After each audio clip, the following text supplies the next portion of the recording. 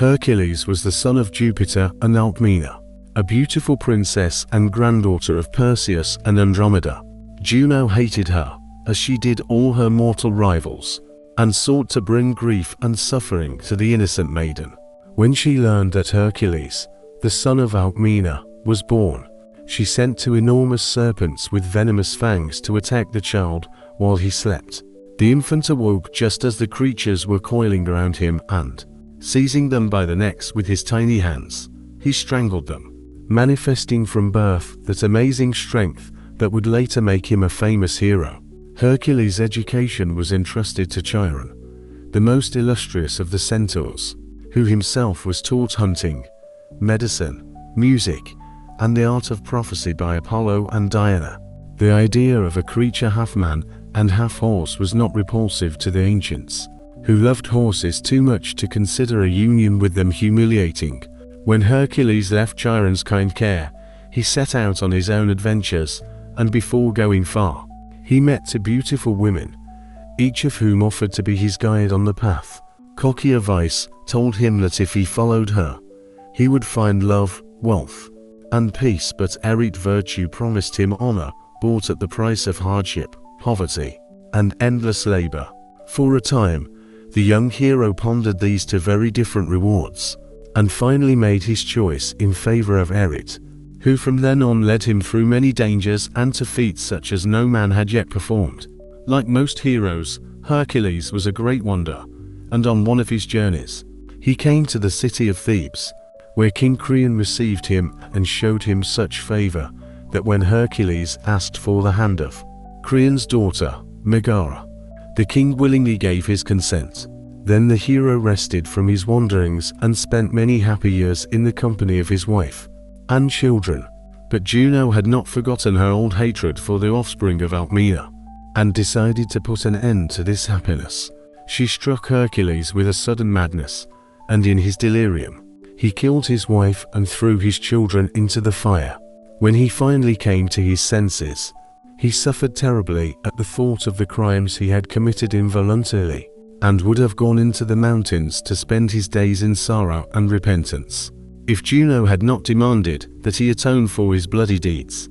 Accordingly, she sent Mercury to lead him out of his seclusion among the hills and take him to his cousin, Eurystheus, the king of Argos, whom he was forced to serve for an entire year. During this time, he performed 12 great labors that made his name famous as a doer of mighty deeds. The first task Eurystheus gave the hero was to obtain the skin of a monstrous lion that lived in the Nemean forest. The frequent attacks of this creature struck terror into the whole neighborhood, for it was not content with stealing cattle and sheep, but killed playing children and mangled shepherds guarding their flocks. When people heard that Hercules was setting out to battle the lion, they tried to dissuade him from this adventure. But he who in infancy had strangled two enormous serpents did not fear a lion, however fierce and strong it might be. He boldly entered the forest and, tracking the great beast to its lair, fearlessly attacked and killed it with his bare hands. Then, hoisting the lion's carcass onto his shoulder, he set out back to Eurystheus' palace. But when the king saw Hercules approaching, he begged him to leave the burden outside the city gates. Then the hero skinned the lion and took the shaggy hide, which henceforth became his favorite garment. Hercules' second labor was the slaying of the Hydra, a multi-headed monster that plagued the marshes of Lerna.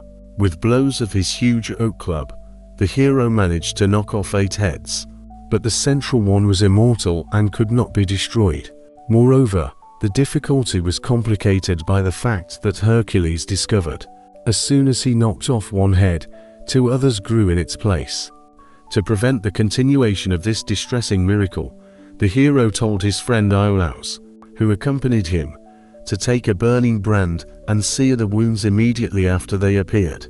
Thanks to this wise precaution, the Hydra was finally killed, and its only immortal head was buried under a huge rock. While this difficult struggle was going on, Juno, always eager to thwart the hero, sent a large crab to pinch Hercules' legs as he fought the Hydra. He managed to crush it with his club, but Juno did not leave its body on the trampled and bloodied ground. In recognition of its service to her, She placed it in the sky as the constellation Cancer. Before leaving the dead Hydra, Hercules dipped several arrows in its poisonous blood, knowing that any wound received from their poison tips would surely be fatal. These arrows later served Hercules well, and only once did he regret their deadly quality. The next task given by Eurystheus was the capture of the golden-horned and brazen-hoofed Ceryneian hind, which ran so fast it seemed not to touch the ground. Hercules pursued the hind for many miles, but could not catch it, until he drove it into the cold northern lands, where its swiftness was hindered by huge snow drifts and ice-covered ground. Finally, the hind got stuck in deep snow, and Hercules caught it and brought it home in triumph. The fourth feat to which Hercules applied his great strength was the killing of a wild boar that lived on Mount Erymanthus in Arcadia. During this expedition, the hero was attacked by centaurs, and when he shot his poisoned arrows at them, one of the deadly projectiles flew far and struck his beloved mentor Chiron, who was galloping toward the combatants, hoping to settle the dispute peacefully. When Hercules saw Chiron fall, he rushed to his side and tried to stop the fatal wound, but the dying centaur knew his end had come and sadly said goodbye to the hero. To reward Chiron for his long service, the gods translated him to the heavens as the constellation Sagittarius. Hercules was next sent to kill a flock of fierce birds whose cruel beaks and sharp talons were devastating the country around Lake Stymphalus. The putrid mist rising from the stagnant water over which the birds circled was so deadly to breathe that Hercules could barely approach the lake, but with the help of his poisoned arrows, he was able to wound the birds from a distance. After spending hours in this baneful atmosphere, he slaughtered the entire flock and returned to the court of Eurystheus to report his success. The most unpleasant of all Hercules' labors was the cleaning of the stables where Augeas, the king of Elis, kept his herd of 1,000 oxen. These stables had not been cleaned for 30 years, and when Hercules caught one glimpse of the filth inside them, he felt it was too humiliating a task for him. But the work had to be done, and since he could not put his hands to something so dirty, he sought other means to accomplish this labor. Not far from the stables flowed two rivers, the Peneus and the Alpheus, and Hercules diverted them from their courses, forcing them to rush through the filthy building until every part of Augeas' stables was washed to perfect cleanliness. Then he returned the rivers to their former beds and went home, reporting the completion of the task. The next labor assigned to the hero was the capture of a mad bull given by Neptune to King Minos. In the early days of his reign, Minos boasted that he could obtain anything he wished from the gods and accordingly asked Neptune for a bull for sacrifice. The kind sea god sent a magnificent gift, but when Minos saw the size and beauty of the bull, he decided to keep it for himself and replaced it with another animal for sacrifice. This so angered Neptune that he drove the bull mad, and it ran to and fro across the island, striking great terror into the people. The creature was finally caught and subdued by Hercules, who swam on it across the waves to Greece. A descendant of this bull was the famous Minotaur, whom the hero Theseus pursued through the labyrinth and killed. Hercules' eighth labor was to bring the horses of Diomedes from Thrace. The king fed these magnificent creatures human flesh, and to have a sufficient supply of fresh fodder, he decreed that all foreigners coming into his kingdom should be imprisoned, fattened, and then served to the horses to be eaten. To punish Diomedes for his years of cruelty, Hercules fed him to his own horses and then brought them back to Eurystheus, who was proud to possess such a trophy. At the court of Eurystheus was the beautiful daughter of King Admeta, who loved purple and fine linen and adorned herself with all the jewels her father's wealth could afford. One day Admeta heard a traveler's tale of a wonderful belt worn by Hippolyta, the queen of the Amazons, and immediately the spoiled princess demanded that her father send Hercules to obtain this coveted belt for her. The hero set out again, accompanied by his friend Iolaus, and after a difficult and dangerous journey arrived in the land of the Amazons. These were a fierce, warlike people of women who kept only the girls born to them in their tribe, and got rid of the boys by killing them or giving them to neighboring peoples. The girls were trained in harsh military discipline and became a race of very formidable warriors, whom no king dared to treat with contempt. When Hercules appeared before Queen Hippolyta, she received him kindly, listened to the explanation of his visit, and even promised to give him the belt that the selfish Admeta craved, before the hero and his companion could begin their return journey. The Queen of the Amazons entertained them with royal feasts and athletic games that spanned several days. However, Juno, ever watchful for an opportunity to indulge her relentless hatred for Hercules, descended to earth. Disguising herself as an Amazon warrior, she mingled freely with the women of the tribe. She spread a skillfully crafted rumor, claiming she had received a celestial message warning that the stranger's request for the belt was merely a ruse, and that his true intention was to abduct Queen Hippolyta. The Amazons, fierce and protective of their sovereign, believed the divine deception and rushed in a frantic mob to Hippolyta's defense. They launched a violent assault on Hercules, who was forced to fight his way out. In the ensuing chaos, he succeeded in escaping with Iolaus, but not before the tragic death of several Amazons, including the very queen who had shown him such genuine kindness. Clutching the dearly bought girdle, he began his trek homeward. Along the way, he encountered the city of Troy, where King Laomedon had proclaimed that anyone who rescued his daughter, Hesione, from a marauding sea monster would receive a magnificent reward. Hercules slew the beast and liberated the maiden, yet he was compelled to depart from Troy without a single grain of the promised gold, due to the treachery and insatiable greed of the king. To the ancients, the glowing west was not merely a direction, but a distant, ethereal realm more wondrous than any land seen by mortal eyes. In this territory of hidden desires lay the garden of the Hesperides, where a sleepless dragon guarded the golden apples. These fruits grew upon a marvelous tree that had sprung from the earth, to celebrate the sacred marriage of Jupiter and Juno. Within this same sunset realm were the islands of the blessed, an Elysium where mortals who had led lives of exceptional virtue were transported, without ever tasting the bitterness of death. There, the favorites of the gods enjoyed an eternity of bliss, wandering through islands that possessed their own private sun, moon, and stars, and where the biting chill of the winter wind was never felt. Within this mysterious region also lay the island of Erythea, known as the Red Island because it shimmered vividly in the light of the declining sun. Hercules was dispatched to this location to seize the cattle of Geryon, a monstrous giant possessing 3 distinct bodies. As he traveled, his progress was obstructed by a colossal mountain. With a single, earth-shattering blow from his oak club, he split the rock asunder, allowing the waters of the sea to flow through the gap. This passage is now known as the Strait of Gibraltar, and the towering cliffs on either side are called the Pillars of Hercules.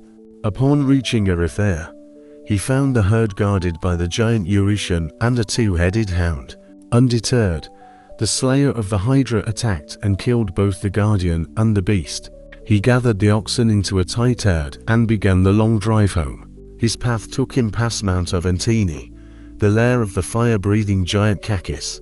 While Hercules slept, the giant stole part of the herd, dragging the animals into his cave by their tails to create backward tracks that would deceive any tracker.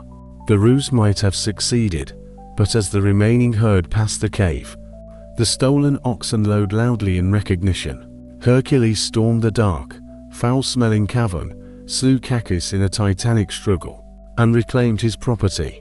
One of the most grueling of his labors was the quest for the golden apples guarded by the Hesperides, the daughters of Hesperus, the god of the west. At the base of the sacred tree coiled a dragon that exhaled searing flames and a pestilential breath, capable of killing any intruder who escaped its claws. Ignorant of the garden's precise location within the vast west, Hercules wandered for many leagues. He first encountered the nymphs of the river Eridanus, who were frolicking upon the banks. Though he yearned for rest, he begged them for directions. They could not guide him, but advised him to seek out Nereus, often identified here as Proteus, the ancient, shape-shifting god of the sea. Hercules found the sea god slumbering in a cool, verdant grotto, Knowing the old man's deceptive nature, the hero seized him in a powerful grip and held fast through a series of terrifying transformations. Realizing he was caught, the wizard resumed his true form and directed Hercules to find the giant Atlas, for he alone held the secret of the garden's location. Continuing his quest, Hercules crossed the Caucasus Mountains, where he discovered Prometheus, the thief of divine fire, bound to a crag with adamantine chains. Every day, a vulture feasted upon the Titan's liver.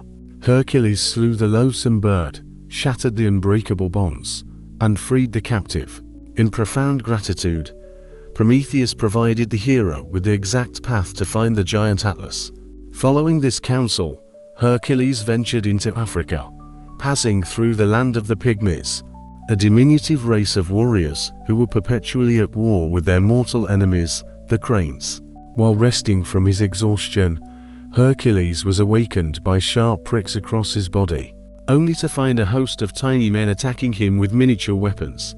The hero laughed at their valiant but futile efforts, scooped up several of the little warriors in his lion skin, and carried them back to the court of Eurystheus as curiosities. While traversing Africa, Hercules entered the territory of Antaeus, a mighty giant and wrestler who was the son of Terra of the earth. Antaeus compelled all strangers to wrestle with him, killing those he defeated. No one had ever bested him, and he had brought an untimely end to many brave men. Hercules, eager to avenge the fallen, engaged him in combat. He soon realized that Antaeus possessed a supernatural advantage. Every time the giant was thrown to the ground, he rose with renewed strength granted by his mother, the earth.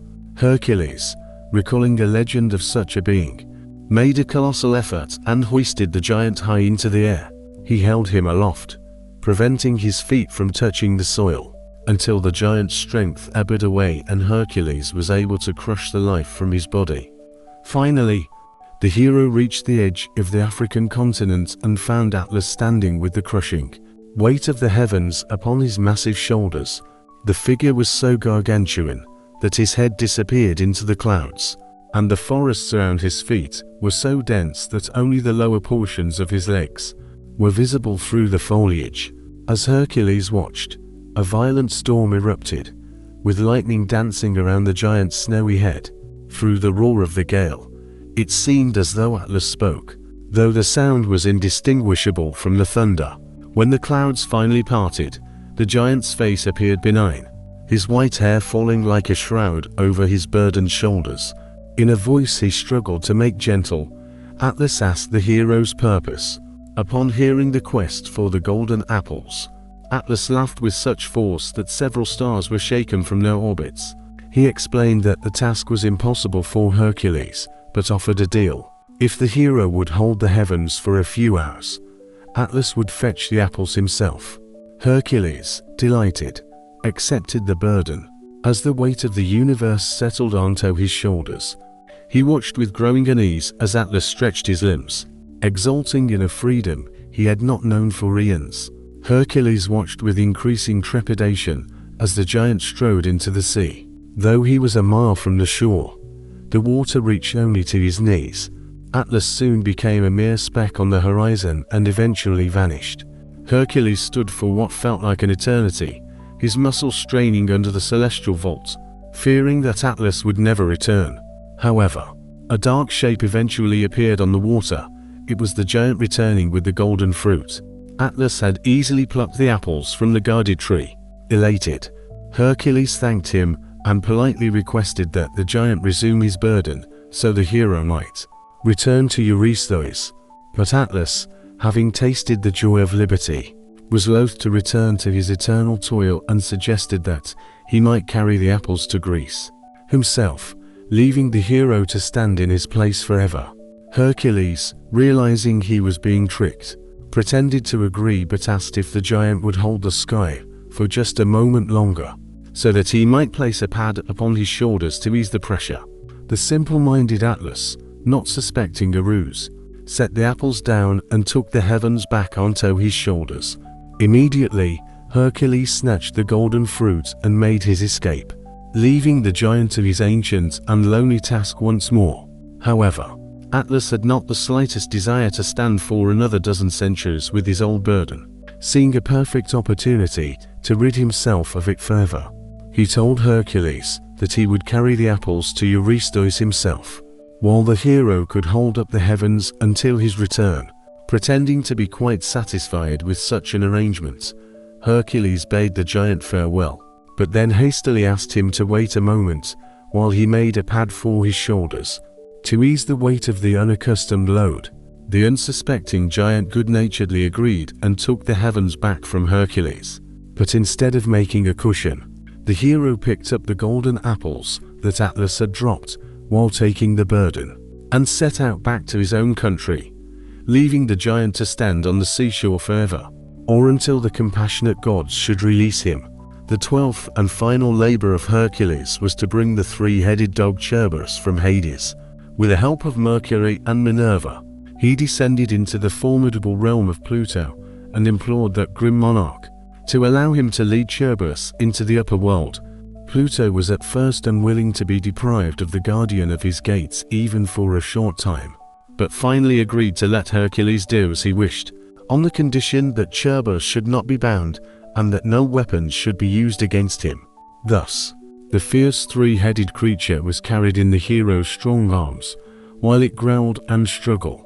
As the pair approached the throne of Eurystheus, the terror-stricken monarch begged Hercules to carry the monster back as soon as possible, for the sight of its slavering jaws, from which deadly nightshade dripped, so frightened Eurystheus that he hid in a huge jar and did not come out, until his courtiers assured him that Cerberus had safely left the country. When the 12 labors were concluded, Hercules' term of service at the court of Eurystheus expired, and he was free to wander wherever he pleased. He spent many years traveling through various lands and helping other heroes who, like him, sought adventure. He participated in the Battle of the Centaurs with the Lapiths, joined the expedition of the Argonauts, organized the first siege of Troy, and braved the horrors of Hades to return Alcestis to her repentant husband. The expedition against Troy was an act of vengeance, for the treacherous Laomedon had never paid the promised gold for the rescue of his daughter, Hesione, from the sea monster, and Hercules now set out to punish the deceitful king. He sailed to Troy with 18 ships, and the city fell into his hands almost without resistance.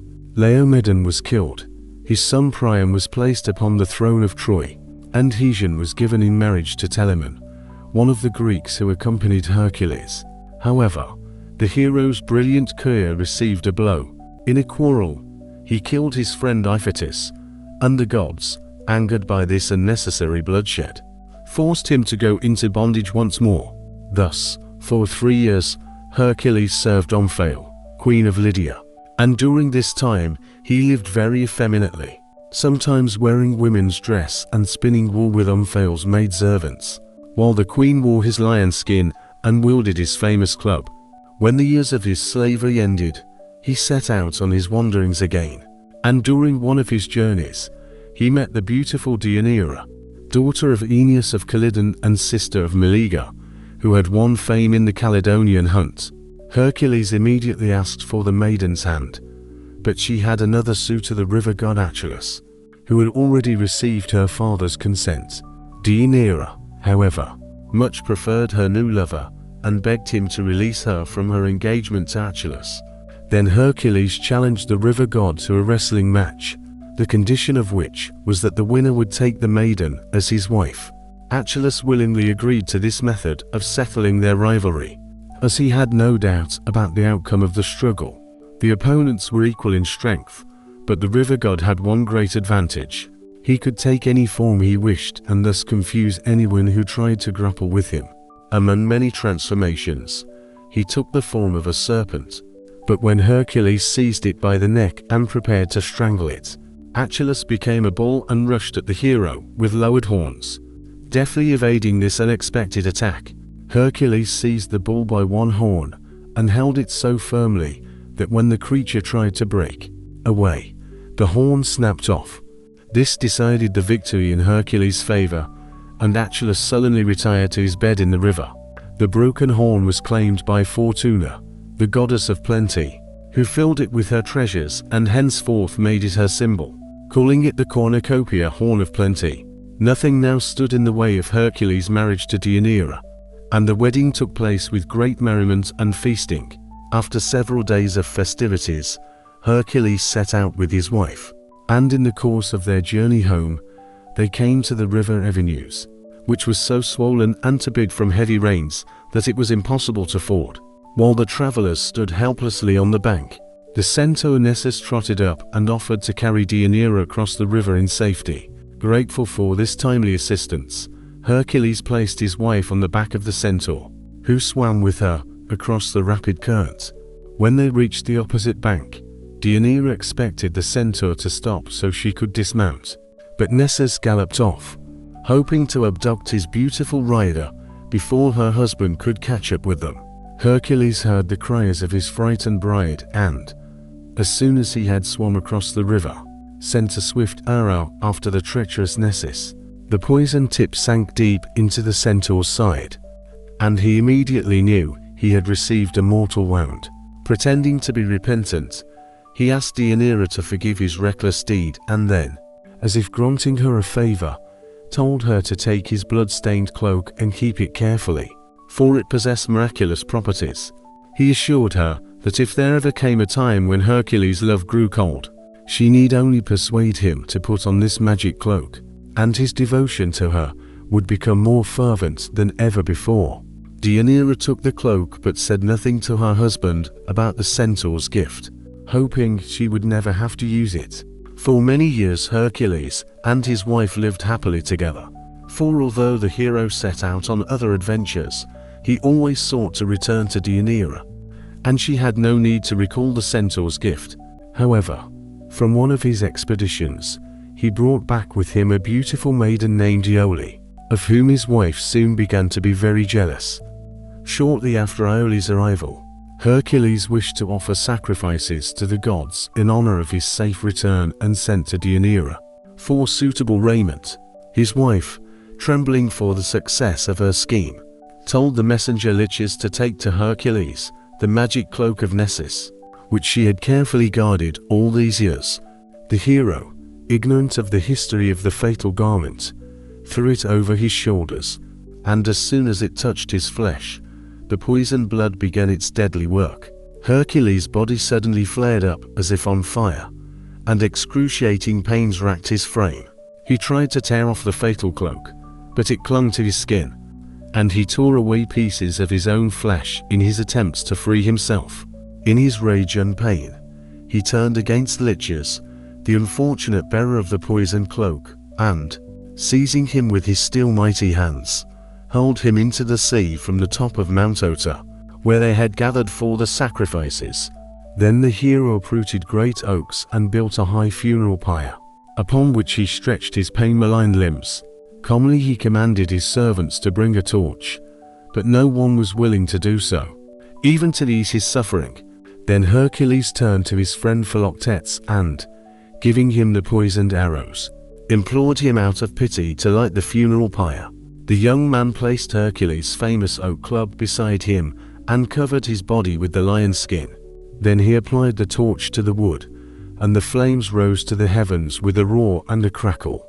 But only the mortal part of the hero perished, for Jupiter could not allow the divinity with which he had endowed Hercules to fade away. Purged of his mortality, the hero took his place on high Olympus, and even the vengeful Juno became so reconciled to his presence that she gave him her daughter Hebe in marriage.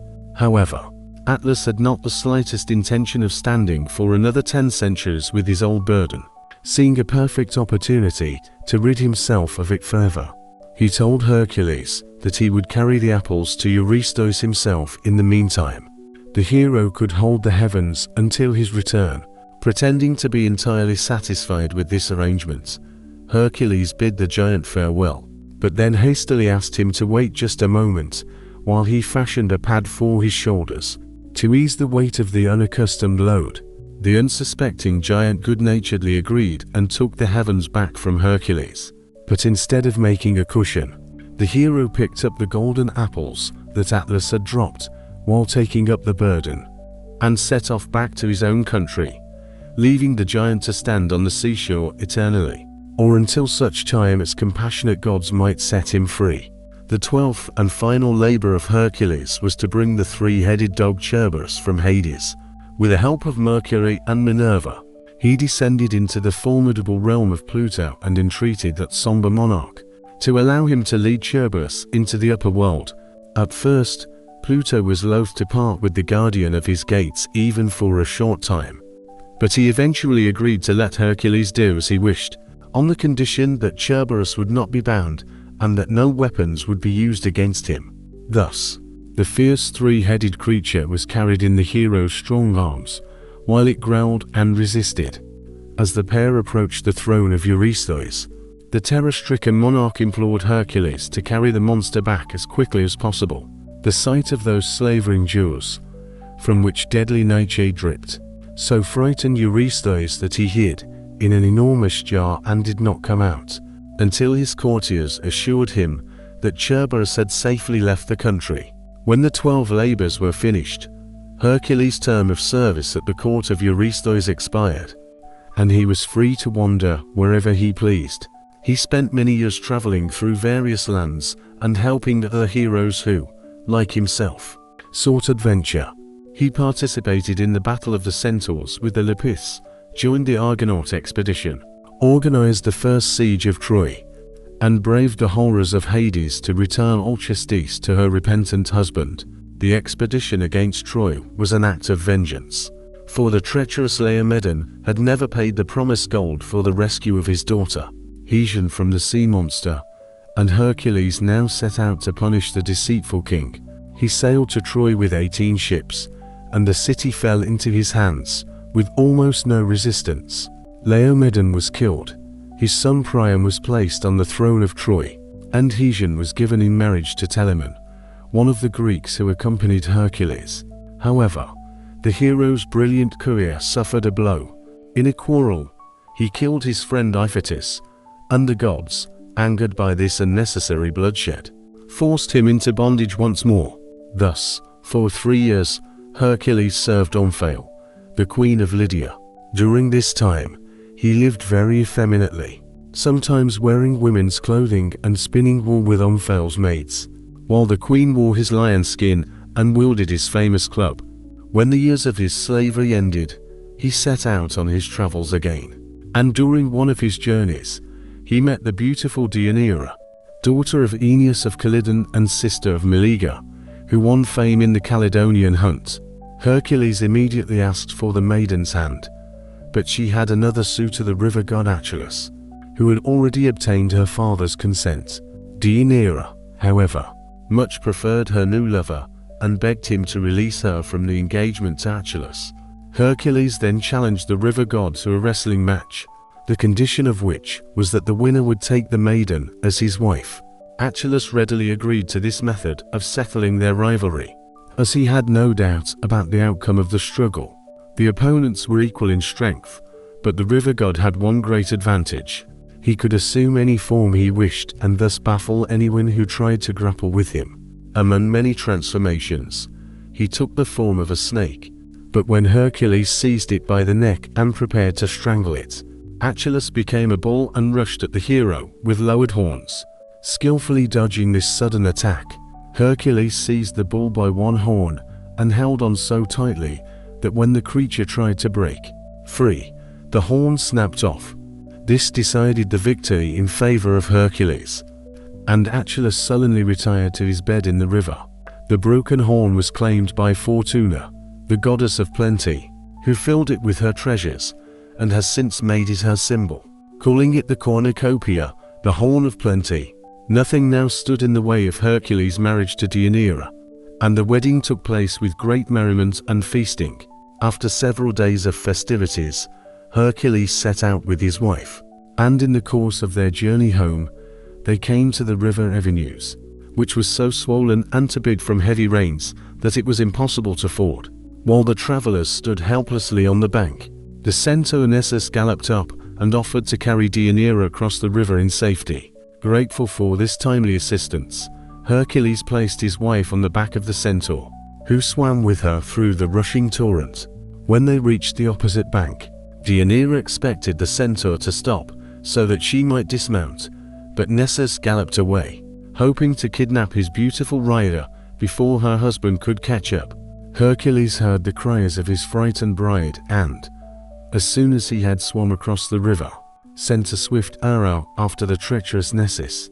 The poisoned tip buried itself deep in the centaur's side, and he immediately knew he had received a mortal wound.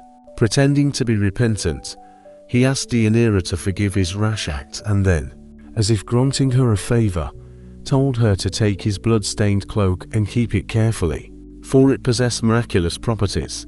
He assured her that if ever a time came when Hercules' love cooled, she need only persuade him to wear this magical cloak, and his devotion to her would become more fervent than ever before. Deianira took the cloak but said nothing to her husband about the centaur's gift, hoping she would never have to use it. For many years, Hercules and his wife lived happily together, for although the hero set out on other adventures, he always sought to return to Deianira, and she had no need to remember the centaur's gift. However, from one of his expeditions, he brought back a beautiful maiden named Iole, of whom his wife soon became very jealous. Shortly after Iole's arrival, Hercules wished to offer sacrifices to the gods in honor of his safe return and sent to Deianira for suitable raiment. His wife, trembling for the success of her scheme, told the herald liches to take to Hercules the magical cloak of Nessus, which she had carefully guarded all these years. The hero, unaware of the fatal garment's history, threw it over his shoulders, and as soon as it touched his flesh, the poisoned blood began its deadly work. Hercules' body suddenly flared as if on fire, and agonizing pains racked his frame. He tried to tear off the fatal cloak, but it clung to his skin, and he tore away pieces of his own flesh in his attempt to free himself. In his rage and pain, he turned against Lichas, the unfortunate bearer of the poisoned cloak, and seizing him with his steel mighty arms, hurled him into the sea from the summit of Mount Ota, where they had gathered for the sacrifices. Then the hero uprooted giant oaks and built a high funeral pyre, upon which he stretched his pain-tormented limbs. Calmly he commanded his servants to bring a torch, but no one was willing to do so, even to end his suffering. Then Hercules turned to his friend Philoctetes and, giving him the poisoned arrows, implored him out of pity to light the funeral pyre. The youth placed Hercules' famous oak club beside him and covered his body with the lion skin. Then he applied the torch to the wood, and the flames rose to the heavens with a roar and a crackle. But only the mortal part of the hero perished, for Jupiter could not allow the divinity he had bestowed upon Hercules to fade. Purged of his mortality, the hero took his place on high Olympus, and even the vengeful Juno became so reconciled to his presence that she gave him her daughter Hebe in marriage.